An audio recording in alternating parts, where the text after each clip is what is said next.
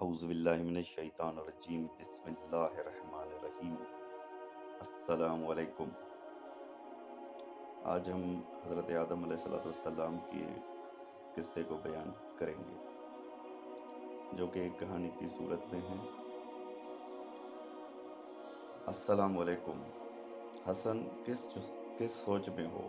تمہیں میرے آنے کا پتہ نہیں چلا، سعد نے حیران ہو کر کہا۔ اس نے آج تک حسن کو اس قدر گہری سوچ میں نہیں دیکھا تھا۔ حسن اس وقت اپنے گھر کے باغیچے میں بیٹھا تھا۔ شام کا وقت تھا، درختوں اور پودوں پر پرندے چہک رہے تھے اور سورج لمحہ بلمحہ نیچے کی طرف جا رہا تھا۔ اس کی کرنیں درختوں کے اوپر والے حصوں پر پھیل رہی تھیں۔ حسن نے چونک کر سر اوپر اٹھایا۔ سعد بالکل اس کے نزدیک کھڑا تھا۔ وعلیکم السلام ورحمۃ اللہ۔ سعد، آؤ بیٹھو۔ واقعی مجھے پتہ تک نہیں چلا کہ تم کب آئے۔ ایسی بھی کیا سوچ کہ تم پریشان سے لگ رہے ہو، سعد بولا۔ اس میں شک نہیں، میں بہت گہری سوچ میں تھا، صبح سے ایک پریشانی کھائے جا رہی۔ آخر بات کیا ہے؟ سعد نے استفسار کیا۔ رات میں عشاء کی نماز پڑھ کے جلدی سو گیا۔ سوتے وقت یہ نیت تھی کہ صبح جلد اٹھ کر نماز فجر با جماعت ادا کروں گا۔ اللہ کا کرم ہوا کہ عین اذان فجر کے وقت آنکھ کھل گئی۔ مؤذن کہہ رہا تھا، الصلاۃ خیر من النوم، نماز نیند سے بہتر ہے۔ میں نے یہ سوچ کر کروٹ لی کہ ابھی تھوڑی دیر میں اٹھتا ہوں، اور جب آنکھ کھلی تو سورج کی کرنوں سے کمرہ روشن تھا۔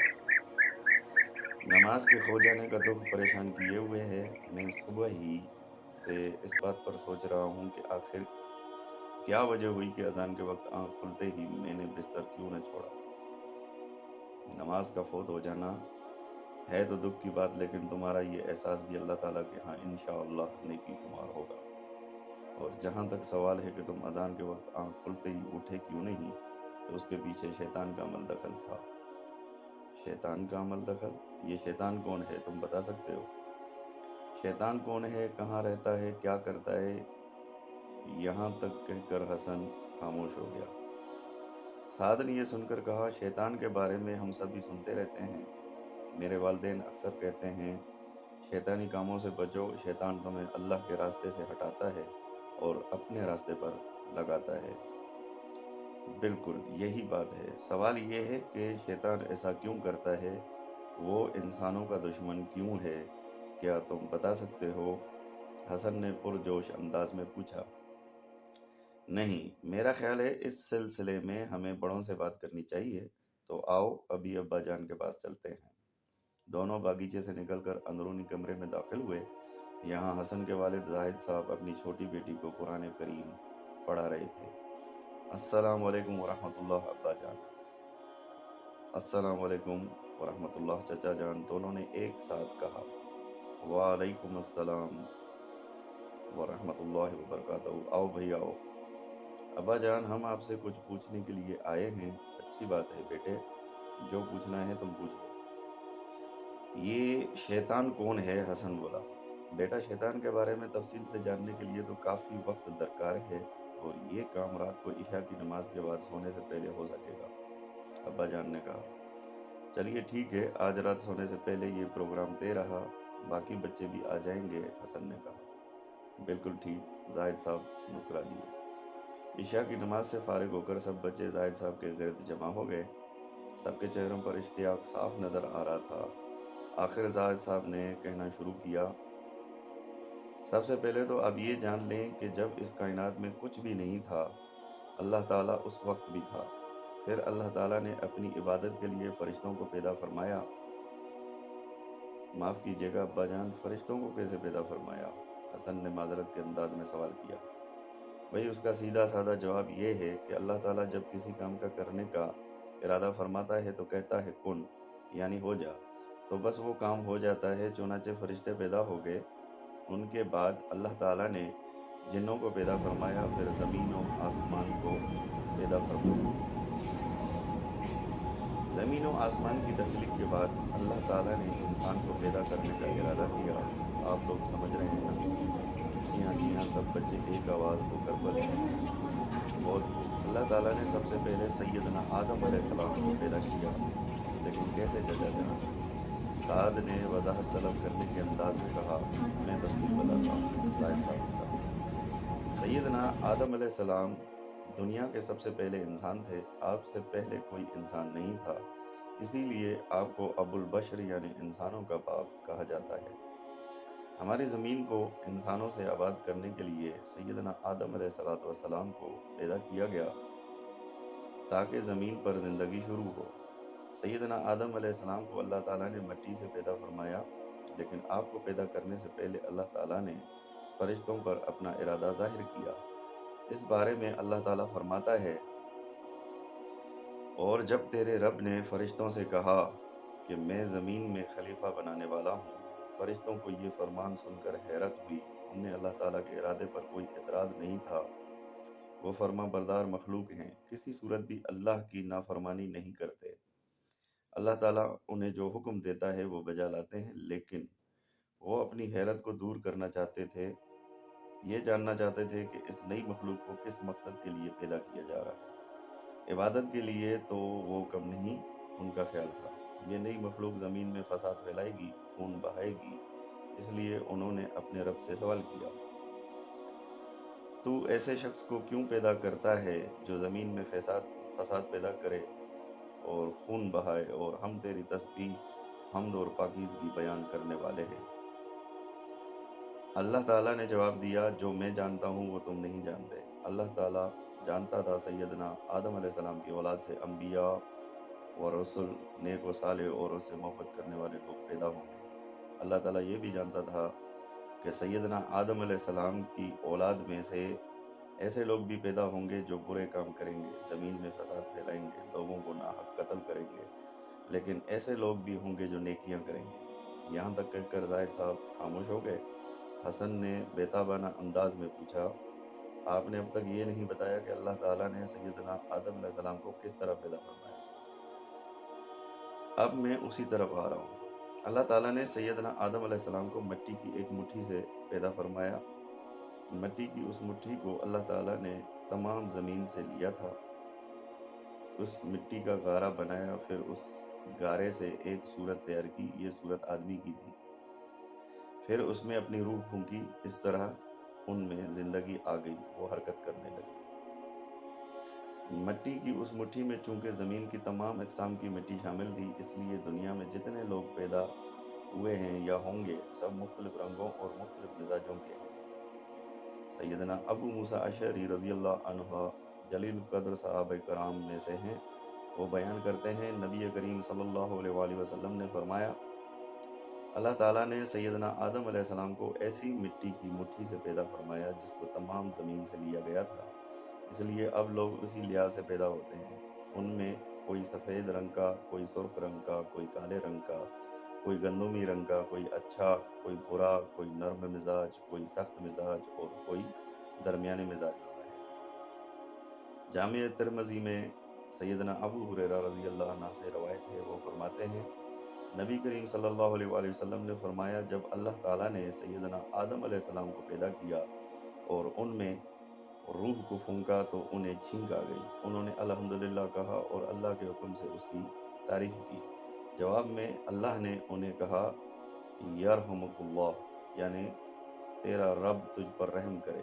تخلیق آدم کے وقت فرشتوں نے اللہ تعالیٰ سے کہا تھا کہ تو ایسی مخلوق کیوں پیدا کر رہا ہے جو زمین میں فساد کرے گی اور خون بہائے گی؟ فرشتے چونکہ تخلیق آدم کی حکمت سے ناواقف تھے، اس لیے اللہ تعالیٰ نے ارادہ کیا کہ تخلیق آدم کا مقصد اور فرشتوں پر ان کی فضیلت و برتری واضح کر دی جائے۔ چنانچہ اللہ تعالیٰ نے سیدنا آدم علیہ السلام کو ہر چیز کا نام سکھایا، پھر ان چیزوں کو فرشتوں کے سامنے پیش کر کے فرمایا، اگر تم سچے ہو تو ان چیزوں کے نام بتاؤ۔ فرشتے ان چیزوں کے نام نہ بتا سکے، خاموش رہے، انہیں پتہ نہ چل سکا کہ ان چیزوں کے نام کیا ہیں۔ آخر انہوں نے عاجزی سے کہا، اے اللہ، تیری ذات پاک ہے، ہمیں تو صرف اتنا ہی علم ہے جتنا تو نے ہمیں سکھا رکھا ہے، پورے علم و حکمت والا تو ہی ہے۔ اللہ تعالیٰ نے سب فرشتوں کو حکم فرمایا، آدم کو سجدہ کرو۔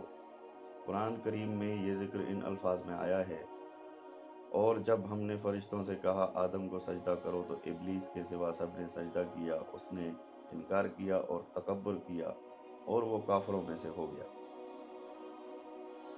فرشتے اللہ کا حکم بجا لائے، سیدنا آدم علیہ السلام کو سجدہ کیا۔ یہ سجدہ دراصل تعظیم کے لیے تھا اور اس کا حکم بھی انہیں خود اللہ تعالیٰ ہی نے دیا تھا۔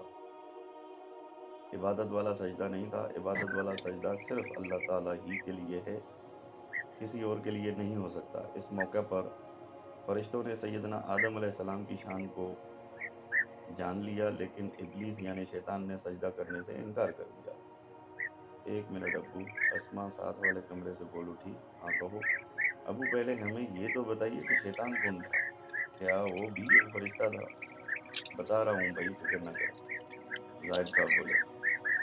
چند سیکنڈ تک کمرے میں خاموشی طاری رہی، پھر ان کی آواز گونجی، وہ ایک جن تھا، فرشتہ نہیں تھا۔ وہ غرور میں آ گیا، خود کو بڑی چیز سمجھ بیٹھا۔ اللہ تعالیٰ نے اس سے پوچھا، اے ابلیس، تجھے اس کو سجدہ کرنے سے کس چیز نے روکا جسے میں نے اپنے ہاتھوں سے پیدا کیا؟ اس نے جواب دیا، میں اس سے بہتر ہوں، تو نے مجھے آگ سے پیدا کیا اور اسے مٹی سے بنایا۔ ابلیس کو اللہ تعالیٰ نے آگ سے پیدا کیا تھا، اس میں اس کا اپنا تو کوئی کمال نہیں تھا، پھر بھی وہ غرور میں آ گیا، گمراہی میں پڑ گیا، حالانکہ اللہ تعالیٰ بہتر جانتا تھا کہ ان میں افضل کون ہے۔ یہ غرور اور تکبر ابلیس کو اللہ تعالیٰ کی نافرمانی کی طرف لے گیا۔ اللہ تعالیٰ نے اس پر ناراضگی کا اظہار کیا اور اسے جنت سے نکال باہر کیا، ساتھ ہی اس پر لعنت فرمائی، اس سے فرمایا، تو یہاں سے نکل جا، تو مردود ہوا اور تجھ پر قیامت کے دن تک میری لعنت اور پھٹکار ہے۔ شیطان نے اپنے بارے میں اللہ تعالیٰ کا فیصلہ سنا تو اس نے کہا، اچھا تو پھر مجھے قیامت تک کی مہلت دے دے تاکہ میں آدم کی اولاد کو بہکاؤں، ان میں وسوسے ڈالوں، انہیں شرک میں مبتلا کروں، ان میں نفرت، بغض اور کینہ پیدا کروں، انہیں برائیوں پر اکساؤں، انہیں جنگ اور قتل و غارت گری پر لگا دوں۔ ان میں سے جو میری پیروی کرے گا وہ ضرور یہ سب کام کرے گا۔ کیا یہ کہا اس نے حیرت سے یہ کہا اس نے حیرت ہے، حسن بول اٹھا۔ ہاں بالکل، یہ ساری کہانی قرآن کریم میں موجود ہے اور احادیث میں بھی اس کا تذکرہ ملتا ہے۔ پھر کیا ہوا چچا جان؟ اللہ تعالیٰ نے اسے کیا جواب دیا؟ سعد نے پوچھا۔ اللہ تعالیٰ نے اس سے فرمایا، تو مہلت والوں میں سے ہے۔ او او، یعنی اسے مہلت مل گئی؟ سب بچے ایک ساتھ چلا اٹھے۔ ہاں، اس طرح ابلیس کو معلوم ہو گیا کہ اب اسے قیامت تک کی مہلت مل گئی ہے، چنانچہ اکڑ کر کہنے لگا، اے اللہ، میں تیری عزت کی قسم کھا کر کہتا ہوں، میں آدم کی اولاد کو اپنے سائے تلے رکھوں گا، ان میں وسوسے ڈالوں گا، یہاں تک کہ یہ تیری نافرمانی کریں گے۔ میں حرام چیزوں کو ان کے سامنے خوبصورت بنا کر پیش کروں گا، انہیں حق سے دور کروں گا، گمراہی کی طرف لے آؤں گا، یہاں تک کہ وہ تیری نعمتوں کا انکار کریں گے۔ البتہ جو نیک ہوں گے، مخلص ہوں گے، عبادت گزار ہوں گے، انہیں میں گمراہ نہیں کر سکوں گا۔ اس بات چیت کا ذکر اللہ تعالیٰ نے قرآن کریم میں ان الفاظ میں کیا ہے، تیری عزت کی قسم، میں ان سب کو یقیناً بہکا دوں گا سوائے تیرے ان بندوں کے جو خاص اور پسندیدہ ہیں۔ اس وقت سے ابلیس انسان کا دشمن بن گیا۔ شیطان کوشش کرتا رہتا ہے کہ لوگوں کو اللہ کی رضا والے کاموں سے ہٹا کر اس کی ناراضی والے کاموں میں لگا دے، ہدایت کے راستے سے ہٹا کر گمراہی کی طرف لگا دے اور انہیں جہنم کی طرف لے جانے میں ان کی رہنمائی کرے، جنت سے انہیں دور کرے۔ اف مالک بچوں کے منہ سے نکلا۔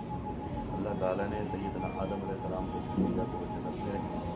آپ جنت میں رہنے لگے، لیکن تنہائی کی وجہ سے اداسی محسوس کرتے تھے۔ تب اللہ تعالیٰ نے حوا علیہ السلام کو پیدا فرمایا، انہیں سیدنا آدم علیہ السلام کی تخلیق سے پیدا کیا گیا اور سیدنا آدم علیہ السلام سے فرمایا، تم اور تمہاری بیوی جنت میں رہو اور جس جگہ سے تم دونوں چاہو اطمینان سے کھاؤ۔ چنانچہ سیدنا آدم علیہ السلام اور حوا علیہ السلام دونوں جنت میں آرام اور آسائش سے رہنے لگے۔ اللہ تعالیٰ نے ان سے فرمایا، جنت میں تم تھکن محسوس کرو گے، نہ کمزوری اور نہ وہاں کسی چیز کی محتاجی ہوگی، سورج کی گرمی بھی نہیں ہوگی۔ قرآن کریم میں اس بارے میں یہ الفاظ آئے ہیں، اے آدم، یہاں تو تجھے یہ آرام ہے کہ نہ تو بھوکا ہوتا ہے نہ ننگا، اور نہ تو یہاں پیاسا ہوتا ہے نہ دھوپ سے تکلیف اٹھاتا ہے۔ پھر کیا ہوا ابا جان؟ حسن نے بے چینی کے عالم میں کہا۔ پھر اللہ تعالیٰ نے سیدنا آدم علیہ السلام اور ان کی بیوی کو حکم دیا کہ تم دونوں جنت میں رہو، جنت سے ہر چیز کھاؤ، لیکن بس ایک درخت سے نہ کھانا، اس درخت کے پاس بھی نہ جانا۔ کیا مطلب چچا جان؟ وہ کس چیز کا درخت تھا؟ سعد نے حیرت سے پوچھا۔ اس کے بارے میں کوئی وضاحت نہیں ملتی، بعض علماء کرام نے خیال ظاہر کیا ہے کہ وہ گندم کا درخت تھا۔ بہرحال وہ جس چیز کا بھی تھا، اللہ تعالیٰ نے اس کا پھل کھانے سے سیدنا آدم علیہ السلام اور ان کی بیوی حوا علیہ السلام کو منع فرما دیا۔ اللہ تعالیٰ نے انہیں اس درخت سے کیوں روکا؟ اس میں ضرور حکمت تھی۔ اس حکمت کو اللہ تعالیٰ ہی جانتا ہے۔ قرآن کریم میں اللہ تعالیٰ فرماتا ہے، اور ہم نے حکم دیا کہ اے آدم، تم اور تمہاری بیوی جنت میں رہو، پھر جس جگہ سے چاہو دونوں اطمینان سے کھاؤ، اور اس درخت کے پاس نہ جانا، ورنہ تم ظالموں میں سے ہو جاؤ گے۔ سیدنا آدم علیہ السلام نے اللہ تعالیٰ کے حکم کی تعمیل کی، ان کی زندگی آرام و سکون سے بسر ہونے لگی۔ وہ جنت کے پھل کھاتے، اس کا پانی پیتے، درختوں کے سائے سے لطف اٹھاتے، گھومتے پھرتے اور اللہ کا شکر ادا کرتے، اس کی تعریف بیان کرتے، اسے سجدہ کرتے، اس کی تسبیح کرتے اور نعمتوں کی قدر کرتے۔ جس درخت سے انہیں روکا گیا تھا اس کے قریب بھی نہ جاتے۔ ان حالات کو دیکھ کر شیطان کا مارے غصے کے برا حال ہو گیا۔ ان دونوں کو خوش دیکھتا تو اس کے سینے پر سانپ لوٹنے لگتے، بری طرح تل ملانے لگا۔ وہ حسد کی آگ میں جلنے لگا، آخر رہ نہ سکا، ایک دن دونوں کے پاس آیا، ان سے کہنے لگا، میں تم دونوں کو دیکھتا ہوں تم آرام و سکون کی زندگی بسر کر رہے ہو۔ دونوں نے کہا، ہاں ایسا ہی ہے، اللہ کا شکر ہے، تمام تعریفیں اللہ ہی کے لیے ہیں۔ اب شیطان نے کہا، تب پھر کیوں نہ میں تمہاری رہنمائی کروں، تمہیں ایک چیز کے بارے میں بتاؤں، اگر تم نے میری بات مان لی تو تمہاری زندگی اور پر لطف ہو جائے گی۔ انہوں نے پوچھا، وہ چیز کیا ہے؟ ابلیس فوراً بولا، وہ اس درخت کا پھل ہے، تم کیوں اس کو نہیں کھاتے؟ یہ کہتے ہوئے اس نے اس درخت کی طرف اشارہ کیا جس کو ان کے لیے حرام قرار دیا گیا تھا۔ ابلیس کی بات سن کر انہوں نے کہا، اللہ تعالیٰ نے ہمیں حکم دیا ہے ہم اس درخت کا پھل نہ کھائیں، ہم اپنے رب کی نافرمانی نہیں کر سکتے۔ اب شیطان اپنی خباثت پر اتر آیا، اس نے کہا، تمہیں معلوم ہے اللہ تعالیٰ نے تمہیں اس درخت کے پھل سے کیوں روکا ہے؟ دونوں بولے، ہمیں معلوم نہیں۔ ابلیس نے کہا، تمہیں تمہارے رب نے اس درخت کے پھل سے اس لیے روکا ہے کہ کہیں تم فرشتے نہ بن جاؤ، اس جنت میں ہمیشہ رہنے والے نہ بن جاؤ۔ یہ سنتے ہی حسن بول اٹھا، اس کا مطلب یہ ہوا کہ اس نے جھوٹ بولا؟ ہاں بالکل۔ خیر آگے سنیں، زاہد صاحب بولے۔ سب بچے پوری دلچسپی سے یہ کہانی سن رہے تھے۔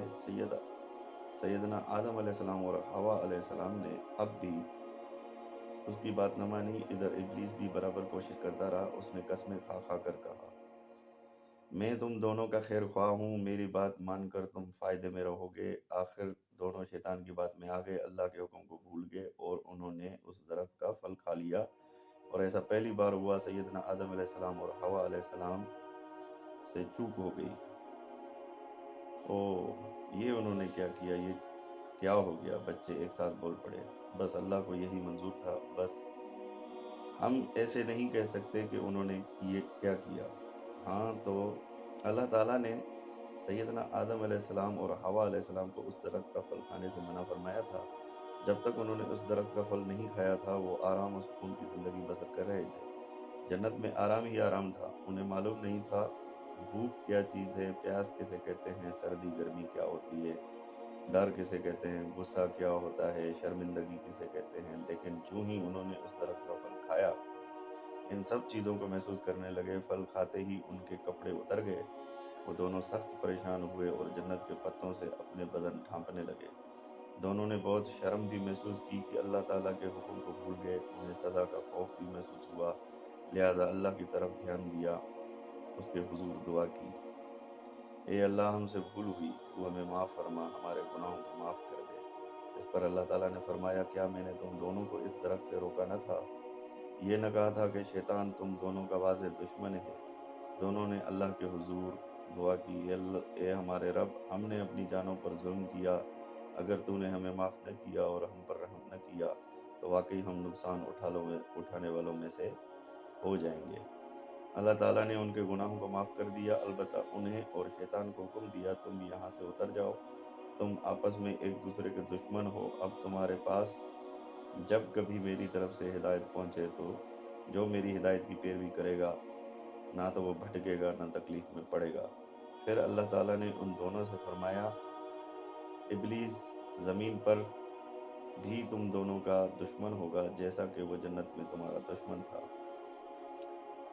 अब बात समझ में आई और ये है हमारे सवाल का जवाब। बच्चे बोल पड़े, हाँ अल्लाह का शुक्र है, बात अब पूरी तरह आपकी समझ में आ गई। खैर आगे भी सुने। ज़मीन पर सैयदना आदम अलैहिस्सलाम और हवा अलैहिस्सलाम की ज़िंदगी जन्नत से बिल्कुल मुख्तलिफ थी। जन्नत में उनको बग़ैर मेहनत के सारा कुछ मुयस्सर था। धूप थी न प्यास, थकावट थी न भूख और ना ही लिबास के लिए तग-ओ-दो करना पड़ती थी। गर्ज़ उन सब चीज़ों से बेनियाज़ थे, लेकिन दुनिया में आकर उनको रोज़ी की तलाश करना पड़ी। अब वो रोज़ी के लिए खेती-बाड़ी करते, हल चलाते, रहने के लिए मकान और पहनने के लिए कपड़े हासिल करने के लिए भी उनको जस्तजू करना पड़ती। बल्कि उसी तरह सैयदा हवा के ज़िम्मे घर की अंदरूनी मामलात भी थे। खाना पकाना, घर की हिफाज़त करना, बच्चों की देखभाल करना, कपड़े लिबास के लिए मेहनत करना, ये सब काम उनके ज़िम्मे थे। इस तरह उस ज़मीन पर इंसान की ज़िंदगी की इब्तिदा हुई। ज़ाहिद साहब एक बार फिर खामोश हो गए। बहुत बहुत शुक्रिया अब्बा जान, आपने बहुत तफसील से ये सारी कहानी सुनाई। लेकिन भाई अभी चंद बातें बाकी हैं, लगे हाथों वो भी सुन लें। ज़रूर चाचा जान, क्यों नहीं, हमें तो बहुत लुत्फ़ आ रहा है। साथ बोला। सही बुखारी में सैयदना अबू हुरैरा रज़ी अल्लाह अन्हा से रवायत है, नबी अकरम सल्लल्लाहु अलैहि वसल्लम ने फरमाया, अल्लाह ताला ने सैयदना आदम अलैहिस्सलाम को पैदा किया तो उनका कद 60 हाथ लंबा था। फिर फरमाया, जाओ और उन फरिश्तों को सलाम कहो, देखना वो किन लफ्ज़ों में तुम्हारे सलाम का जवाब देते हैं, क्योंकि वही तुम्हारा और तुम्हारी औलाद का तरीक़ा सलाम होगा। सैयदना आदम अलैहिस्सलाम गए और कहा, अस्सलाम वालेकुम। फरिश्तों ने जवाब दिया, अस्सलाम वालेकुम व रहमतुल्लाह। यानी फरिश्तों ने जवाब में रहमतुल्लाह का इज़ाफ़ा कर दिया। दुनिया में आने के बाद सैयदना आदम अलैहिस्सलाम की औलाद और उनकी औलाद की औलाद बहुत ज़्यादा हो गई। उनकी औलाद ज़मीन में खेती-बाड़ी करने लगी, भेड़-बकरियाँ चराने लगी। वो ज़मीन के फल खाते, बकरियाँ चराते, दूध पीते, अल्लाह की नेमतों का शुक्र अदा करते। ज़मीन पर अल्लाह ताला ने उन्हें जितनी नेमतें अता की थी, उनका शुक्र अदा करते। सैयदना आदम अलैहिस्सलाम उसके साथ अपनी औलाद को हुक्म देते कि अल्लाह की इबादत करो। आप उन्हें शैतान और उसके वसवसों से खबरदार करते, इसलिए कि उसी उसी की वजह से उन्हें जन्नत से निकलना पड़ा। सैयदना आदम अलैहिस्सलाम पहले इंसान थे। आपने ज़मीन पर ज़िंदगी बसर की, ज़मीन में काम किया, खुद भी अल्लाह की इबादत की और अपनी औलाद को भी अल्लाह की इबादत पर लगाया। वो उन्हें बताते, अल्लाह एक है, अल्लाह ज़बरदस्त है, उसी की इबादत करो।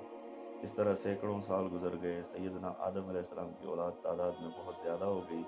आपकी औलाद की औलाद भी बहुत ज़्यादा हो गई। एक दूसरे के यहाँ शादियाँ होने की वजह से सैयदना आदम अलैहिस्सलाम की नस्ल बढ़ती चली गई, ज़मीन पर फैलती चली गई। वो ज़मीन में खेती-बाड़ी करते और उसको आबाद करते चले गए, यहाँ तक कि सैयदना आदम अलैहिस्सलाम की उम्र 1000 साल हो गई।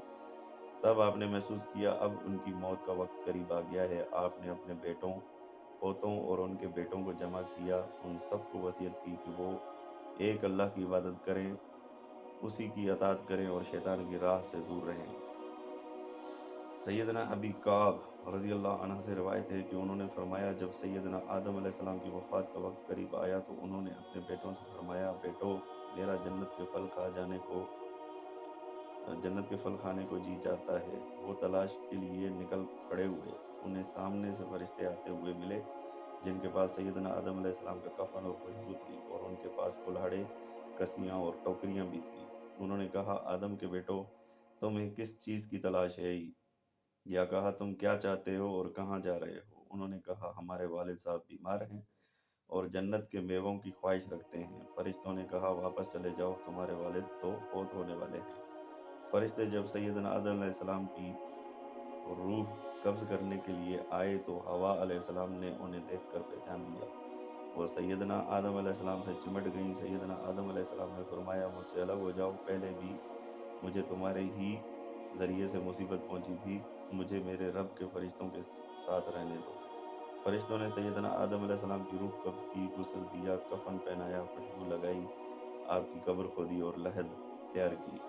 پھر انہوں نے سیدنا آدم علیہ السلام کی نماز جنازہ ادا کی، پھر انہیں قبر میں رکھ کر اوپر سے مٹی ڈال دی۔ پھر انہوں نے کہا، آدم کے بیٹو، تمہارے لیے یہی طریقہ ہے۔